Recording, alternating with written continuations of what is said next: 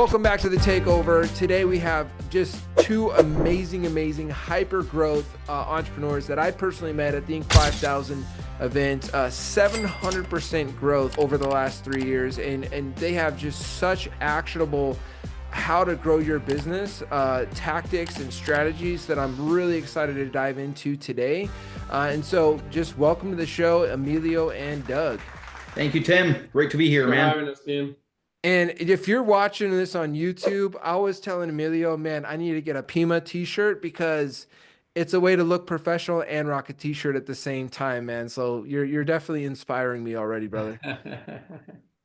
Well, let's go ahead and jump in because I know you guys have some really I see you guys hustling. I see you guys working. I see you're at events. Every time I meet you, you just got back from another event.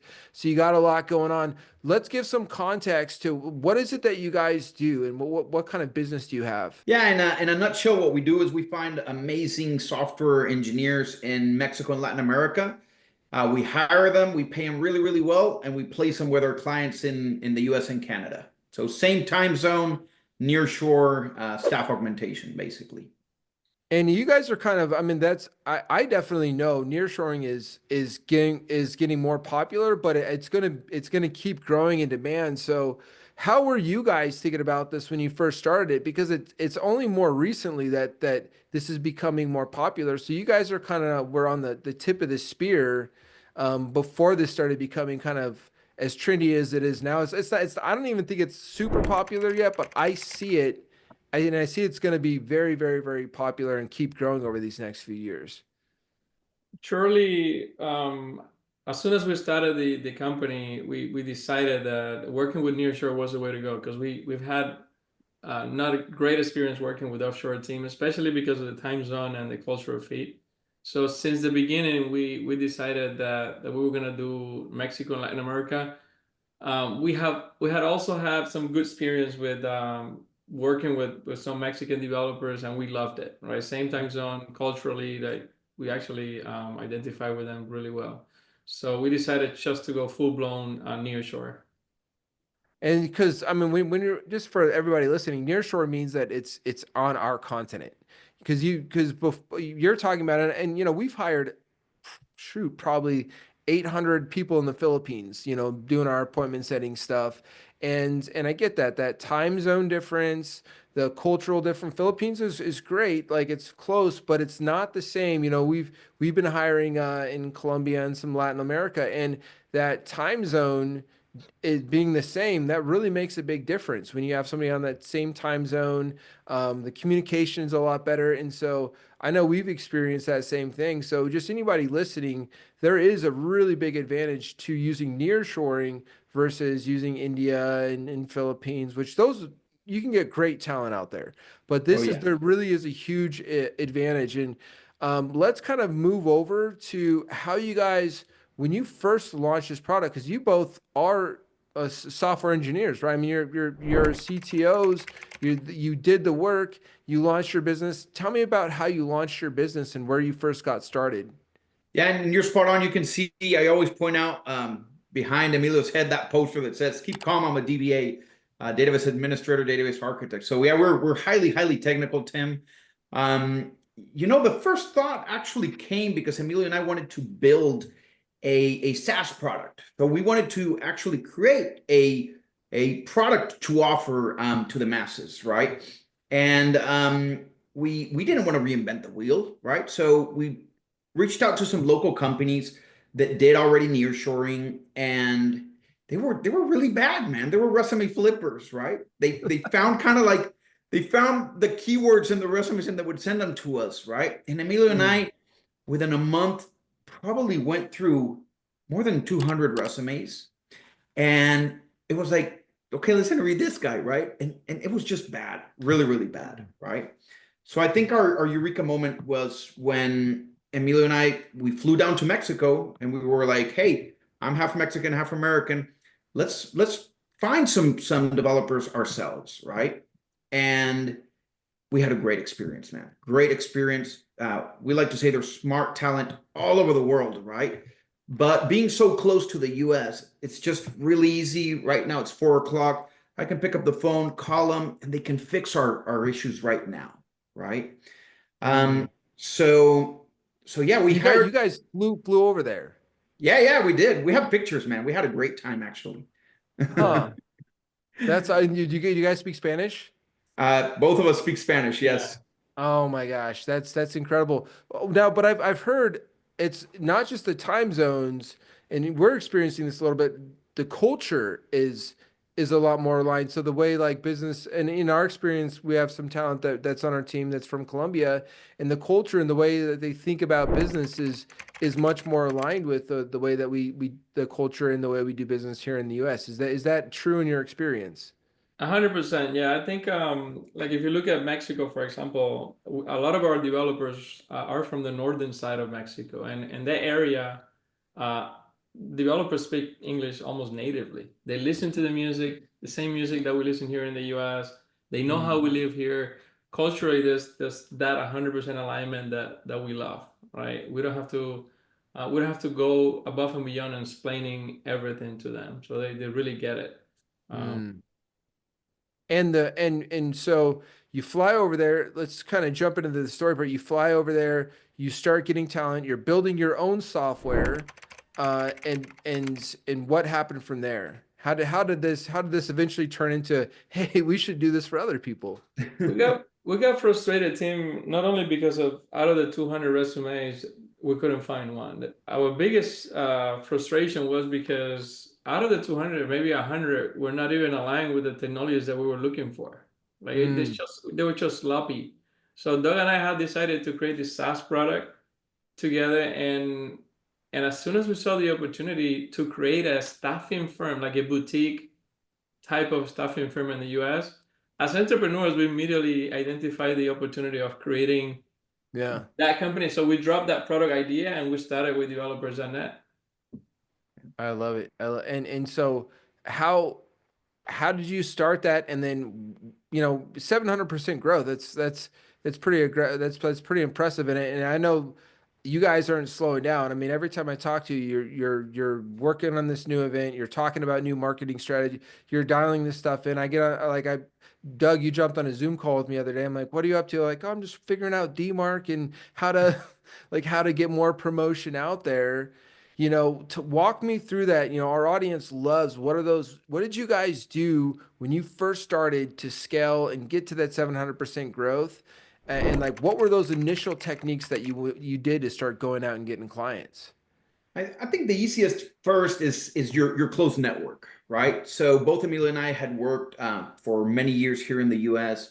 and we worked at a couple of different companies, and we were recognized as pretty good technologists, right? So when we created our company, the first thing that you go out and you do as a founder is what we call founder-based sales, right? So whatever your closed network is, you go and you attack that first, right? Yep. But we ran out of those contacts like pretty quick, right? But it gave us that kind of like injection of money to actually quit our jobs and then focus 100% on this, right?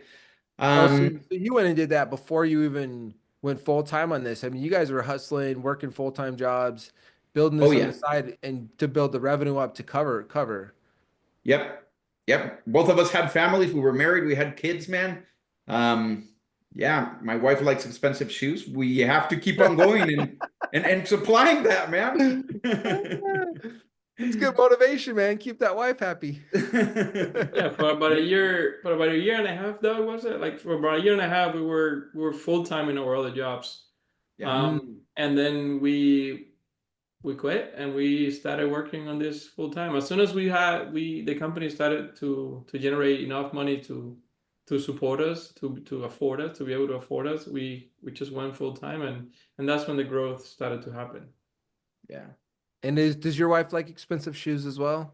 Yeah, man. Probably That's more expensive than dogs. oh, you see, it's the finer things in life that really help us stay motivated. So, well, A friend what of happened? What happened from there, guys? Like, so you launch, you go full time. A lot of I think mistakes that some entrepreneurs make is they're like, well, if we build it, they will come. And no, if you sell it, they will come. Like you got Yes. to go out and sell. So what did that transition look like when you kind of had already tapped your network and you had to start going and building, extroverting to get a client base? Yeah, so I think the number one strategy that we took was Emilio and I would go to a lot of conferences, still in founder-based sales, right?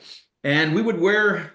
I actually have a T-shirt here, similar to the one that Emilio has on, right? And in the back, we would just promote ourselves, right? Oh, that's Uh, cool. Walk If around with this T-shirt that had like the pricing on it, and people would can approach. you tell everybody that's not watching this on video what that T-shirt said? Because Doug, you just lifted up a T-shirt that had your promotion on the back. What was the back? Yep. What was on the back of that T-shirt? So like those Walmart shirts, like "Ask me, I can help you," right? So kind of like that. It says software developers at $65 an hour. Big green thing on the top that says "Ask me how," and then in the bottom there's a QR code, right? So people can come in, scan you, and it would take you to like a landing page where you can see the promotion specials. What do we have? What are the stacks, the technology stacks that we serve, and so on. Yeah, these shirts walking around.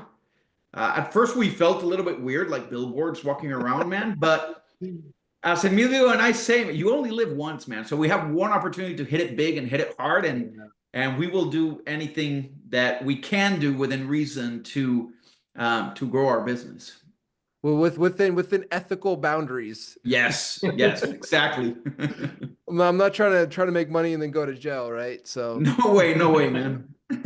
that's awesome though. So and that worked well for you. Those so you're going to events, you're hitting the pavement, but the shirt specifically, it's like that getting comfortable with being uncomfortable, throwing Oh yeah. yourself in the room, wearing like a cheesy self-promotion T-shirt, which I love that, guys. I'm gonna order some of those. I'm gonna because that's mine can be as easy as like, hey, you need meetings, whatever that is, because everybody needs them, and if you got the right person. Were people coming up to you guys at events and asking you about it?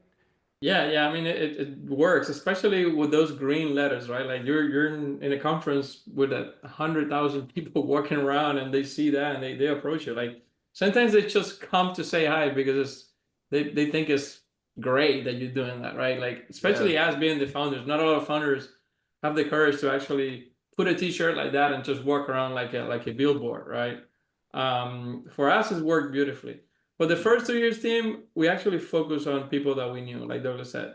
But it got to a Yeah. point where we exhausted that list, and so we did a couple of things: conferences, and then we hire a full-time sales and marketing team. So we have an internal team that executes pretty much in all these strategies: cold calling, email, LinkedIn, LinkedIn automation. We're running like full blown. Like now, the conference that Doug and I do bring probably about 30-40% of the revenue. Oh It wow. it just works. So you Yeah, guys start off doing the founder sales with your network, then you're starting to do events, you're starting to add more and more strategy, and so it's still founder led sales, but then you guys have built it at a point like you keep stacking new strategy, more team, more execution, and now you're at a place where like 30-40% you said are coming in from you, but then the rest is coming in from the team and the other strategies. correct. Yeah. What are some of those? So, what are some of those key points that you guys made as founders to really get that flipped, where you had 70% of your new business coming in from new strategies, from your sales team, from stuff like that. What did that look like for you guys? Man, we read a lot of books, and hiring the right people, right? I think one of the books that we live or die by is Traction by Gino Wickman. Get a grip on your business. It's a great book that tells you how to manage your company, how to hire the right person for the right job, for the right seat also, and that book taught us so much, right? And I think we were really lucky at finding the right people to help us on the marketing and sales side, right? Um, and I mean, it is difficult anyway, right? I can tell you right now that one of our probably our biggest things right now is still scaling that part, scaling the sales out, right? But we execute strategies like cold calling, cold emailing, cold LinkedIn outreaches. We do advertising, we do blog posts, we do some blog, like video blogs that Emilio and I do together too, podcasts like this. We do a lot of marketing and sales strategies and tactics out there. Yeah. We spend about probably 35% of our revenue on that. Like you have to invest in sales. Like we realized that the hard way. At the beginning, we are just shying away from spending money on sales, and we're trying to do it ourselves. We had to hire the right people for the right seat, and so about 35% of the revenue gets reinvested in sales and marketing. Dude, I love that you said that, because I think there is sometimes when people look at a business model and they miss what a client is like worth, like, and they miss that, hey, you know, how if I can get to a point in my business, Doug and Emilio, where if I can spend $6,000 and get a client, and that client's worth, say, $150,000, I'm going to spend $6,000 as many times as I can every single day to get Oh yeah. $150,000 clients. And so, where was your mindset at? Because I think it's just obviously you guys are growing fast, and when I talk to any smart and successful entrepreneur, they understand, you know, if I have X amount of client acquisition costs and it gives me this much margin, then you just get good at balancing your margins, and like that's how any successful company grows. Where did you get that mindset for success? Understanding, because 30% to some people was like that. Well, that's crazy. How could you do that? Whereas I think a lot of other people's like, well, yeah, duh, if you're trying to grow a fast growing company, you know, I mean, you look at like the companies like the Ubers and the Amazons who actually don't have margin, how they're just so hyper focused on scaling. Where did kind of like that mindset come from, and where did like what is your overall thinking on being aggressive about growth, being willing to reinvest that much of your revenue? I think again, it starts from like we were bootstrapped from the beginning, right? We don't have investment. We don't have, we didn't take any money from anybody, right? Not even family, cousins, nobody, right? So it was us from the beginning. And I guess as software engineers, you look at the problem from a perspective of, okay, we're here, we can sell so much a year. How do we clone another Emilio? How do we clone another Douglas? How do we make this bigger and faster, right? And the reality, I think it came from there. We had a little bit of extra money coming in, flowing in, and we were like, we don't want to party with this money, right? I mean, we do want to party with this money, but really and truly, what we want to do is like grow it to a bigger level, bigger level, bigger level, Yeah. right? And so I think it was like great discussions, having an amazing business partner like Emilio too, and like brainstorming, how do we get to the next level, right? Like we're here, we have extra money. How do we get to the next level? How do we get to the next level? And it's been a balancing act between investment on both sides of our business, right? Recruitment and sales, recruitment and Yeah. sales. It's always been like that. I think now the recruitment side, Recruitment, is that like ever a bottleneck for you guys? Is it's like, well, we're growing too fast, the fulfillment's a problem, or not as much? not anymore. I'll let Emilio talk a little bit about that. No, I mean we used to deal with that. It also depends on the technologies, right? Like if you ask me for something like a regular industry standard one like .NET or Angular or SQL Server, things like that, we normally can find it really quick. For a long time, we ran with a team of recruiters in Mexico, but then our marketing team, when we hired the marketing team, they came up with amazing strategies where now we put a position out there and we get 100 applicants in a week. So we scaled that up, and it has never been an issue. Like finding developers and talent in Latin America is not a problem for us. For you guys, is that just because of your rep? Because I've talked to you guys on the backside, and you treat your team super good. Like you really take care of the people that work with your clients. Is part of that the ease at which you can get? Because I mean, you guys aren't just hiring anybody. You guys know that you know the industry, you know technology, and so you guys are hiring really talented people. Is your reputation, has that allowed you to attract better and better talent and make it more easy for you guys? I want to say yes. really don't know our reputation on the recruitment side of things. Maybe that's something that we should measure a little bit better. But the reality, Tim, as Emilio mentioned, I mean, we are a boutique shop. We only hire the best, so maybe that word has gotten out in Latin America of how good we are and how stringent we are when we interview our staff, our talent. But man, I tell you, our marketing team has knocked it out of the park on scaling how to find people, how to find this amazing talent in Latin America. I love that. So where are you guys at now? Like what's your big focus? Because as we both know, hitting the Inc. 5000 list becomes harder and harder to hit that revenue growth, right? To get from one to 10 million is a lot of growth, but to get from 10 million to 100 million, that's the same percentage of growth, but it's a lot more work. And it's that percentage wise to keep up, because Inc. 5000 is all about the percentage of growth. So it does get harder and harder and harder. Where are you guys at right now, and what strategies are you thinking about to like really keep that level of growth up? Or are you finding that it's harder for you guys to keep that percentage of growth up at this point? We have been since 2017, September of 2017. We have been doubling and tripling every year. I think that the worst year was the year that we double. And like you said, it was easy to double when you were two people, right? Like four people. At the point that we're right now, we're fully established company. Right now, I don't think we can call ourselves startups anymore. We've been in business for 7 years. We finished 2023 around $7 million, and I think we're in good pace to double again next year. So that the goal is to actually double and triple in the next 3 or 4, 5 years, and keep enjoying it, keep having fun, and keep treating the people that we have as family. We have, you mentioned it before, we have a big family. We call it the Developers and Net family. We have members of the team that have gotten offers for way more money, and they haven't even entertained them because they like to be in the environment that we have created. Nobody sees me and Douglas as owners of anything. They see us as friends, as co-workers. And that's the culture that we created from day one.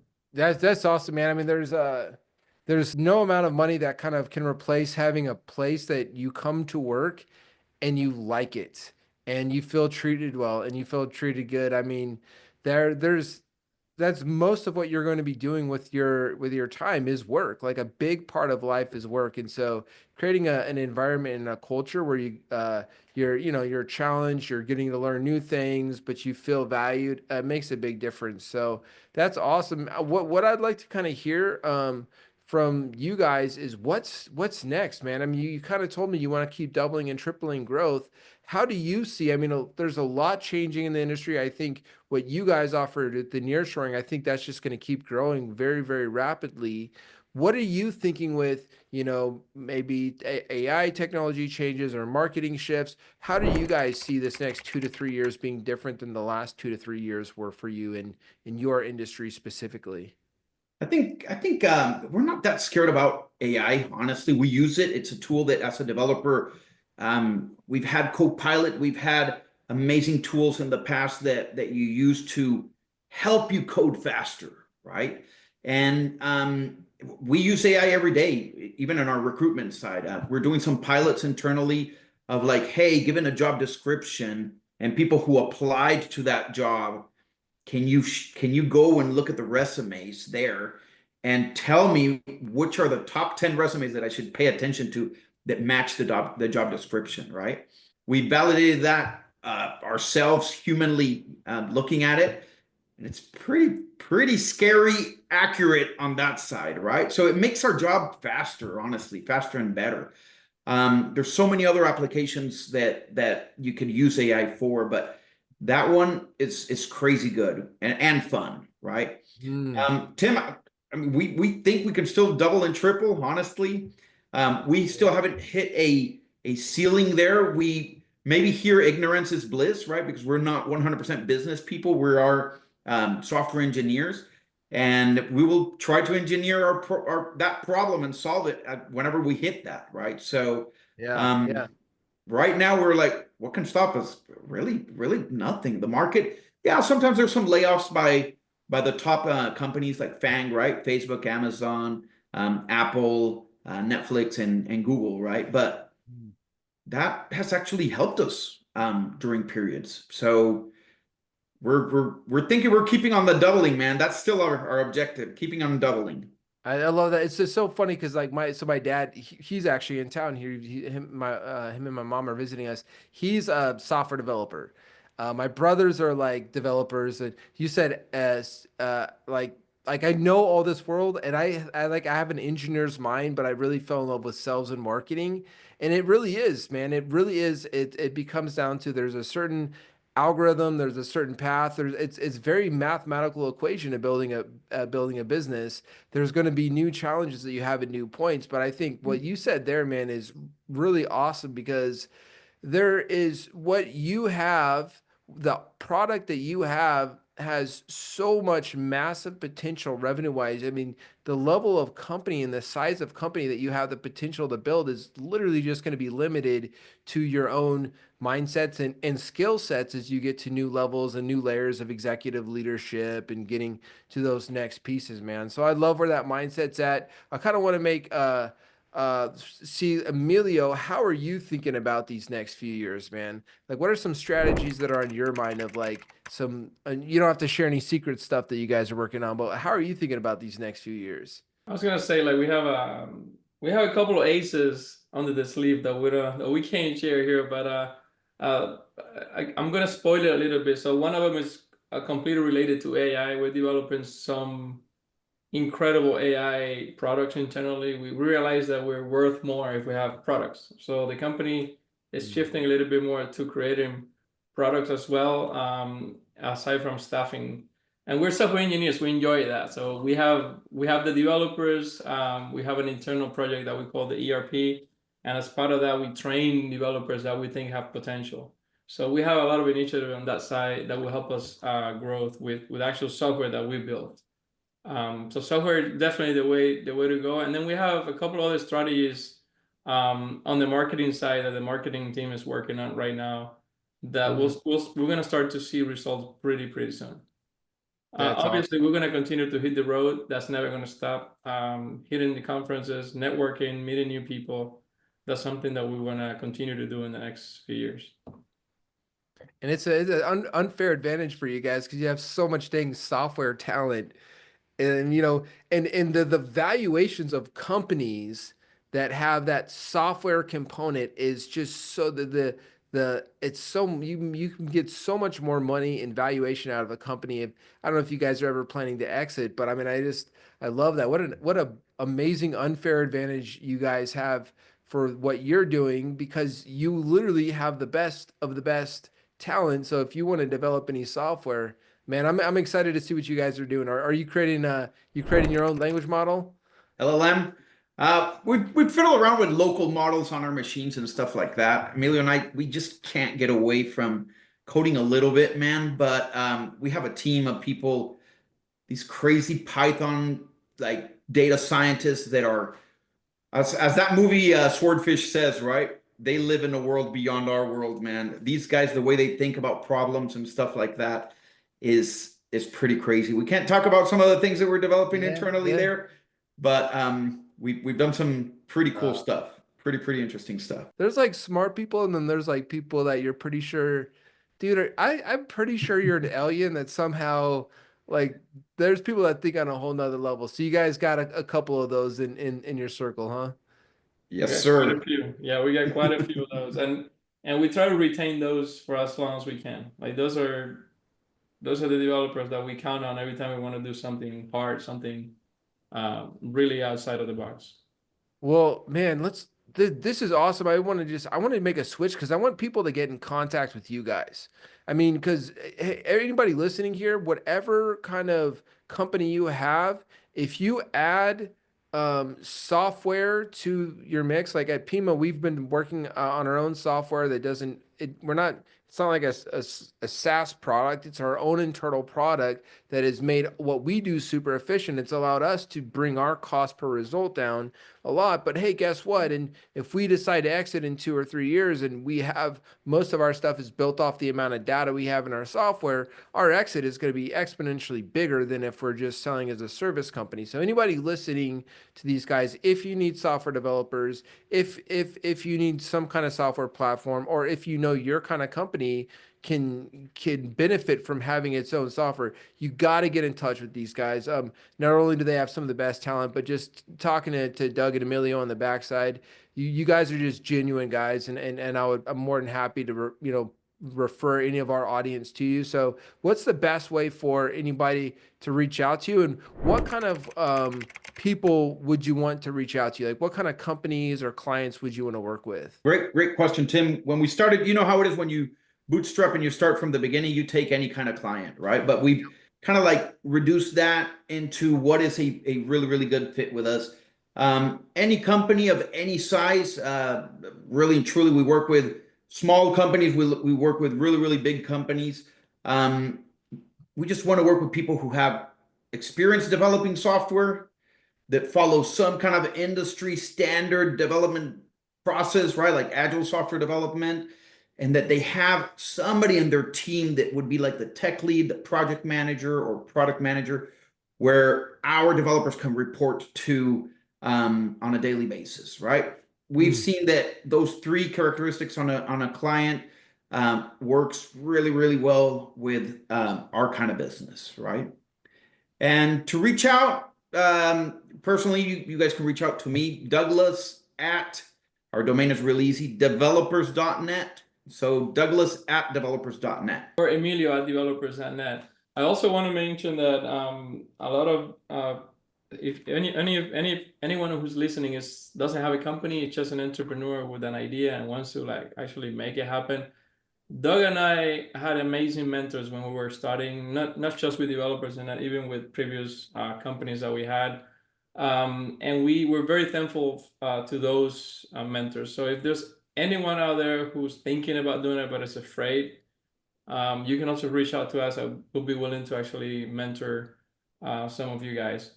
It's gonna be rough. It's not gonna be smooth along the way. You're gonna hit some bumps, but you have to keep going. You have to keep pressing that pedal and keep paddling. And do you guys like you have battery packs and you just plug in at night to recharge, or is it mostly caffeine? It's A like little bit of both. Let us work out. We hit the gym really hard every day. Do you really?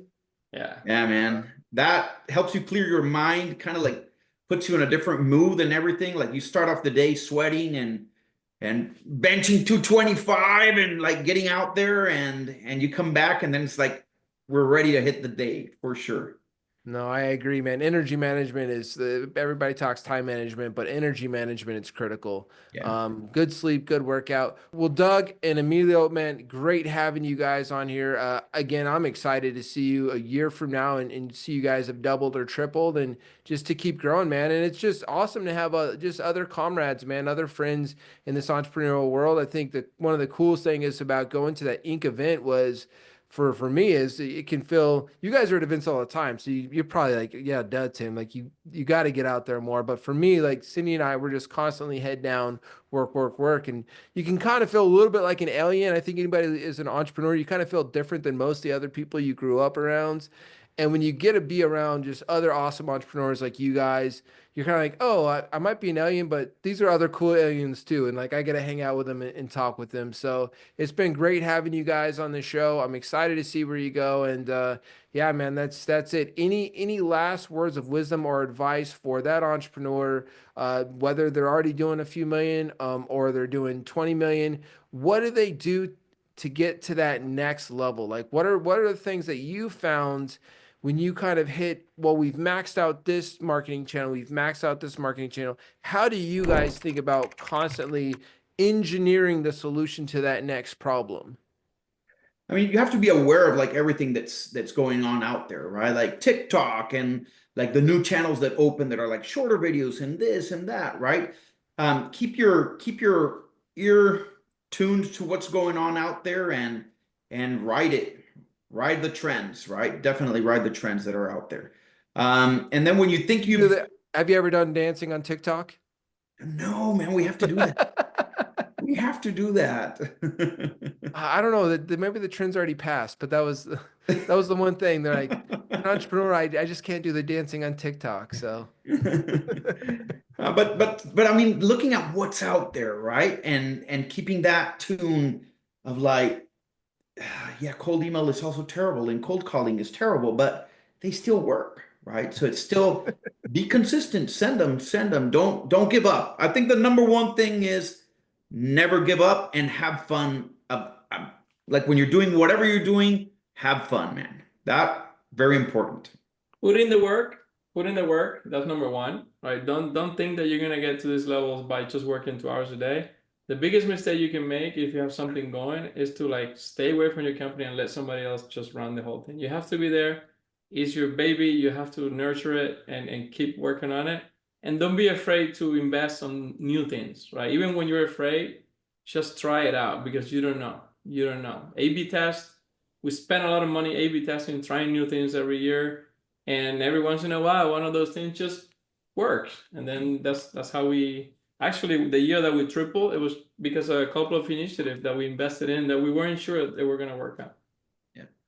it was like that. It reminds me of like Jeff Bezos when he invested like 2 billion in some pet company and it failed or something, and they're like, well, you have this big failure, and they gave him shit about that, and he's like, no, that's part of my calculated risk is that there's going to be failures on that, but that $2 billion failure, the other risks I took made me like hundreds of millions of dollars.